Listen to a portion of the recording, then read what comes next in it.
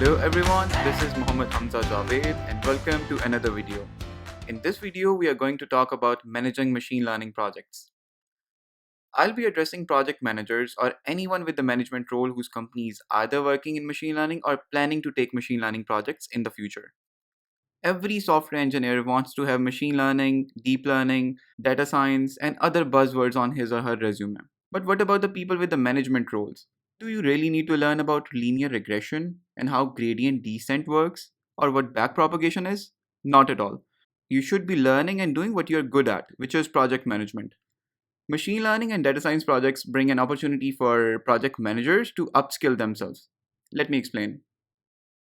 The very first thing that I want you to understand is machine learning projects are not your traditional software projects. There are many aspects of a machine learning project that makes it different from the traditional ones. And one of them is the complexity of machine learning projects. Machine learning and data science projects are hard to manage. So that's one thing. Most of these are research based, so you don't exactly know when are they going to end. The project can move to a totally new dimension if the assumptions are proved wrong or the technique doesn't work. And it's totally normal. So don't freak out. Progress can stall for days or even weeks.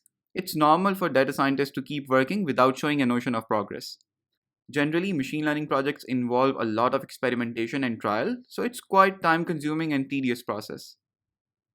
The last thing that you need to understand is Jira is not tailored for machine learning projects. Tickets can go back and forth in the swim lanes. And the rule of thumb is to restrict the project for 2 months initially and then improve later on. Now let's talk about how to start the machine learning project. Being the project manager, the very first thing you need to make sure is that the stakeholders and the team are on the same page.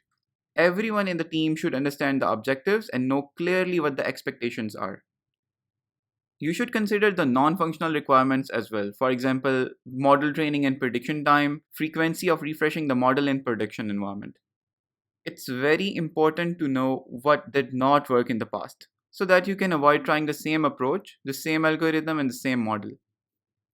Here are some important questions that you must ask and hope that the answers of all of these are yes. Otherwise, the things can get tricky. So, the first question you need to ask is, are your stakeholders familiar with the nature of ML projects? Do the stakeholders understand the performance metrics on a machine learning model, such as accuracy, precision, F1 score, etc.? Is the acceptance criteria well defined? Machine learning projects have very well defined phases. These are basically the SDLC of machine learning project. There are 4 phases of machine learning project. Each phase has some milestones and deliverables. So let's go through them together. So the very first phase is initiate or research. Next one is plan or explore. Third one is execute or model. And the last one is productionize. The first phase is initiate. You call it initiate, we call it research. In this phase, you need to meet the stakeholders and understand the goals and expectations. You need to make sure that the acceptance criteria is well defined quantitatively. You need to check what datasets are available and where to find them. You need to investigate the dataset and develop basic understanding. This might include reading a lot of research papers and brainstorming. And the key deliverables from this phase are project execution plan.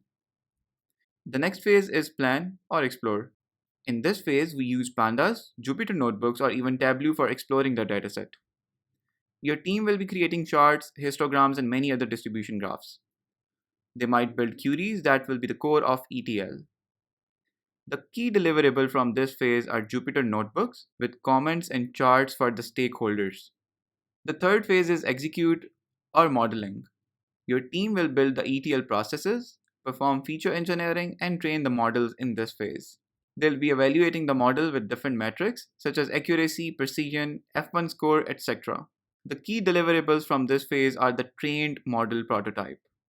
The last step is productionize or deploy. In this phase, we need to implement the final version of the code. You need to make sure that your team is following proper Python standards and the code is neatly documented. Finally, there will be code reviews by data scientists and engineers. And the key deliverables from this phase are the code in the master branch ready to be deployed. Now let's talk about building the ML project team. What does an ideal team look like? So here I'm going to list a couple of roles along with their responsibilities. The very first role is data engineer.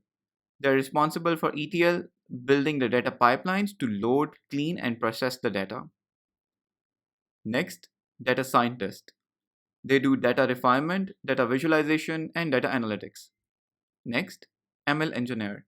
They will be the one who will build, train, and deploy the machine learning model. Software engineer. They will be responsible for integrating the machine learning models with the rest of applications, be it mobile or web application. Your team should have a machine learning architect, a senior data scientist for architectural decisions. You'll also need a data architect, a senior data engineer for big data modeling and processing. And finally, a QA engineer for testing the entire system. Your QA engineer must be familiar with the machine learning and statistics basics so he can test the model. So this was it from this video. I hope that you learned something new today.